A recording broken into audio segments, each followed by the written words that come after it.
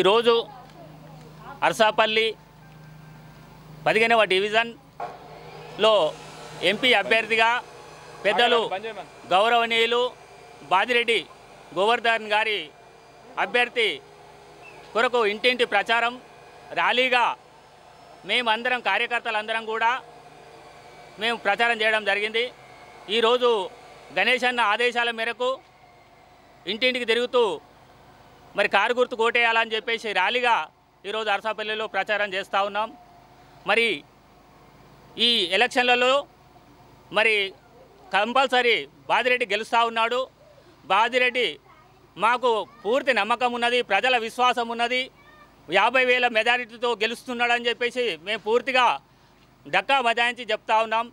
మరి కాంగ్రెస్ గవర్నమెంట్ వచ్చినాక అన్ని అబద్ధాలు మాయలు చేసి ప్రజల నుంచి ఓట్లు దండుకొని ఇవాళ వాళ్ళు ఇచ్చిన వాగ్దానాలు నెరవేర్చకపోగా మరి ఎంతో మన పంటలన్నీ కూడా కరెంటు ఇవ్వకపోగా మనం చూస్తూ ఉన్నారు ప్రజలు। అర్ధగంటకోసారి గంటకోసారి కరెంటు పోతూ ఉన్నది। మరి అటువంటి తరుణంలో ప్రజలందరూ ఇబ్బందులు పడతా ఉన్నారు। అర్థమైపోయింది, ప్రజలందరికీ అర్థమైంది కాంగ్రెస్ ప్రభుత్వం ప్రజలకు సరైన పాలన ఇవ్వది। మరి కేసీఆర్ ప్రభుత్వమే, బీఆర్ఎస్ ప్రభుత్వమే, తెలంగాణ ప్రభుత్వమే సరైన పాలన ఇస్తుంది, ప్రజలకు అనుకూలమైన పాలన చేస్తుందని ప్రజలకు అర్థమైంది। మరి దీని మూలంగా మరి పార్లమెంట్ ఎలక్షన్లలో ప్రజలందరికీ మేము కోరేది ఒకటే, మరి బీఆర్ఎస్ పార్టీకి కారు గుర్తుకు ఓటేసి మరి బాదిరెడ్డిని మా భారీ మెజారిటీతో గెలిపిస్తే రానున్న రోజుల్లో మన కేసీఆర్ గారికి ఒక బలంగా ఏర్పడుతుంది। తెలంగాణ తెచ్చిన నాయకుడు మన కేసీఆర్ గారు।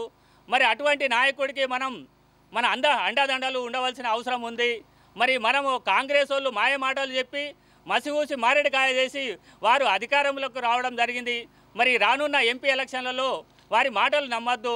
బాదిరెడ్డికి మనం పూర్తి ఓటు వేసి కారు గుర్తుకు ఓటేసి గణేష్ అన్న నాయకత్వాన్ని బలపరుస్తూ, బాదిరెడ్డి అన్న నాయకత్వాన్ని బలపరుస్తూ, అలాగే కేసీఆర్కి మనకు పూర్తి అండదండలు మనం అందరం ప్రజలందరూ కూడా ఇవ్వాలని, వారితో పూర్తి మన బలాన్ని వారికి చూపించాలని చెప్పేసి కోరుతూ జై కేసీఆర్, జై గణేష్ అన్న, గణేష్ అన్న నాయకత్వం, బాదిరెడ్డి అన్న నాయకత్వం, బాదిరెడ్డి అన్న నాయకత్వం, కారు గుర్తుకే,